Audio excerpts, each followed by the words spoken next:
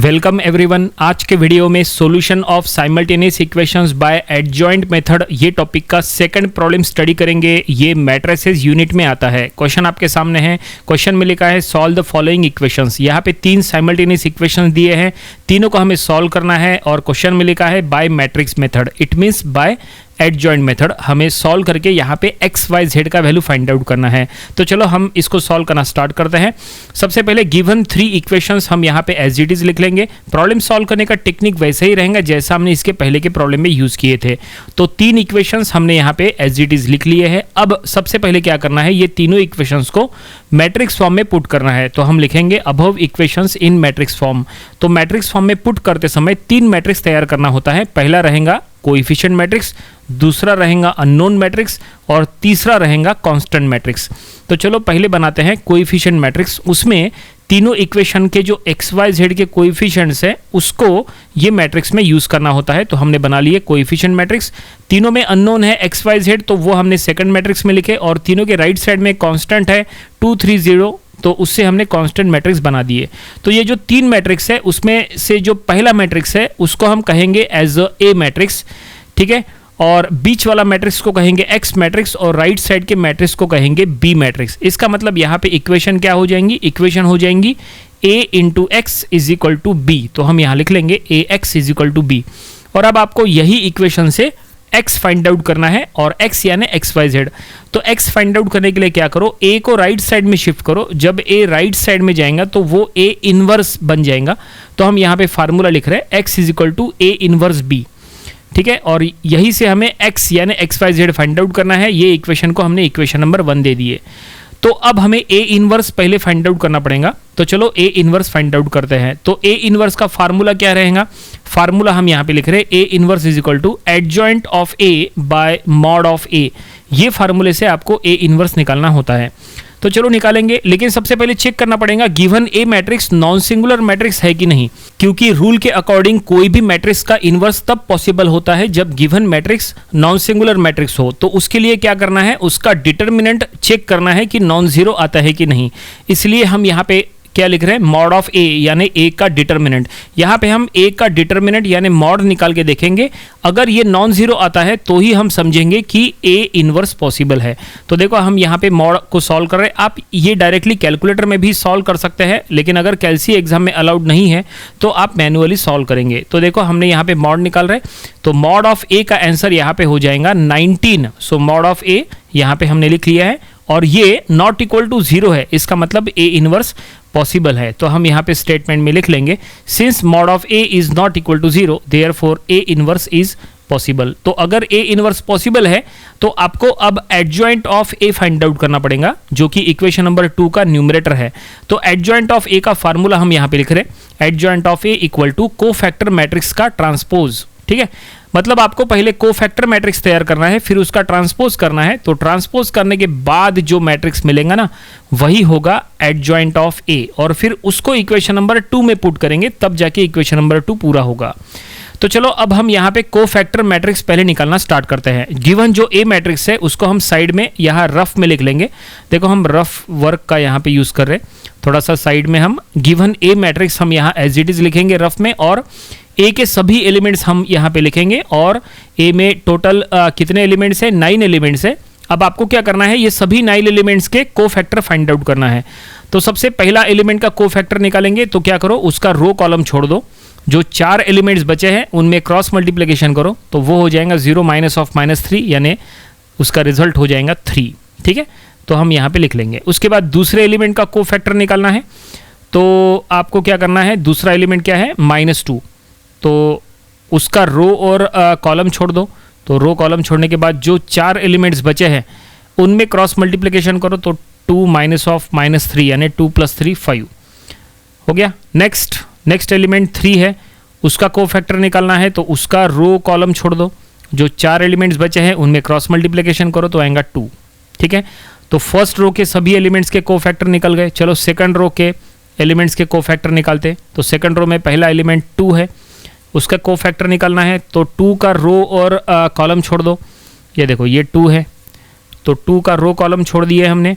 जो 4 एलिमेंट्स बचे हैं उनमें क्रॉस मल्टीप्लिकेशन करो, -2 -3 तो ये -5, ठीक है। उसके बाद नेक्स्ट एलिमेंट का कोफैक्टर निकालना है, तो उसका रो कॉलम छोड़ो, जो 4 एलिमेंट्स बचे उनमें क्रॉस मल्टीप्लिकेशन करो तो आएगा -2। इसी तरह से आपको रिमेनिंग सभी एलिमेंट्स के कोफैक्टर निकालना है। इसके पहले ऑलरेडी हमने how to find cofactor and how to find adjoint, उसके ऊपर स्पेशल वीडियोस बनाए थे, वो वीडियोस भी आप देख लीजिएगा, उससे आपका कोफैक्टर एंड एडजॉइंट का पूरा कॉन्सेप्ट क्लियर हो जाएगा। ठीक है, ये काफ़ी इंपॉर्टेंट है कोफैक्टर। अगर कोफैक्टर रॉन्ग हो गया तो आगे का पूरा सोल्यूशन रॉन्ग हो जाएगा, इसलिए आपको कोफैक्टर की बहुत अच्छे से प्रैक्टिस करना चाहिए। तो गिवन ए मैट्रिक्स में 9 एलिमेंट्स है, सभी के सभी 9 एलिमेंट्स के हम यहाँ पे कोफैक्टर निकाल रहे हैं और नया मैट्रिक्स यहाँ पे नीचे बन रहा है।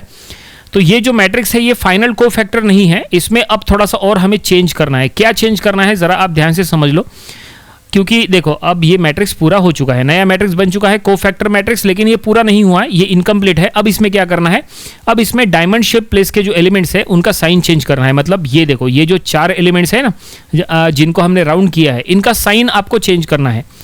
और साइन चेंज करने के बाद जो मैट्रिक्स बनेगा ना, वो मैट्रिक्स हो जाएगा यहाँ पे कोफैक्टर मैट्रिक्स। तो देखो हम यहाँ पे साइन चेंज कर रहे हैं, मतलब जिनको हमने राउंड किया है उनका साइन चेंज करके हम यहाँ पे कोफैक्टर मैट्रिक्स नया बना रहे हैं। तो ये देखो यहाँ पे कोफैक्टर मैट्रिक्स फाइनल ये बन चुका है साइन चेंज करने के बाद। हमेशा ध्यान में रखना, ये 4 प्लेस के एलिमेंट्स का साइन आपको हमेशा चेंज करना है। ये 4 प्लेस के एलिमेंट्स को बोलते हैं डायमंड शेप प्लेस के एलिमेंट्स। ठीक है, अगर प्लस है तो माइनस लिखना है, माइनस है तो प्लस लिखना है, मतलब साइन चेंज करना है। तो हमने फाइनली साइन चेंज कर लिया है, कोफैक्टर मैट्रिक्स ए पूरी तरह से बनके तैयार है। अब इसका ट्रांसपोज करना है। ट्रांसपोज मतलब रो के एलिमेंट्स कॉलम में लिखना है, या उल्टा बोलो कॉलम के एलिमेंट्स रो में लिखना है। तो देखो ट्रांसपोज करना हमने शुरू कर दिया है, हमने रो के एलिमेंट्स कॉलम में लिखना शुरू किया है और फाइनली ये एडजॉइंट ऑफ ए बनके तैयार है। तो एडजॉइंट मैट्रिक्स मिल गया। अब ये एडजॉइंट मैट्रिक्स और मॉड ऑफ ए, ये दोनों इक्वेशन नंबर 2 में पुट करो। तो चलो put all the values in equation number 2, क्योंकि इक्वेशन नंबर 2 से हमें ए इनवर्स निकालना है ना, इसीलिए। So equation number 2 employs A inverse is equal to, right side में न्यूमरेटर में एडजॉइंट ऑफ ए है और डिनोमिनेटर में मॉड ऑफ ए है। मॉड ऑफ ए का वैल्यू 19 है, तो उसको हमने बाहर लिख लिए 1/19 ऐसा, और एडजॉइंट ऑफ ए जो है वो हमने यहाँ पे लिख लिया है। ठीक है, तो फाइनली ये हमने ए इनवर्स पूरी तरह से बना लिया है। अब ये ए इनवर्स इक्वेशन नंबर 1 में पुट करो। तो इक्वेशन नंबर 1 का लेफ्ट हैंड साइड क्या है, x है, और राइट हैंड साइड क्या है, a इनवर्स b है। तो हम पहले इक्वेशन लिख रहे हैं x is equal to a inverse b।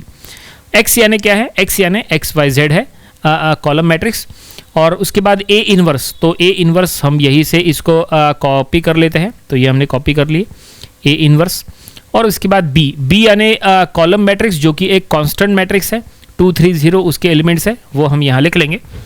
और फाइनली अब यहाँ पे मैट्रिक्स मल्टीप्लिकेशन करके X Y Z find out करेंगे, तो हमें एक्स वाई जेड मिल जाएगा। तो चलो सॉल्व करेंगे। लेफ्ट हैंड साइड में एक्स वाई जेड जो कॉलम मैट्रिक्स है वो एज इट इज रहेगा।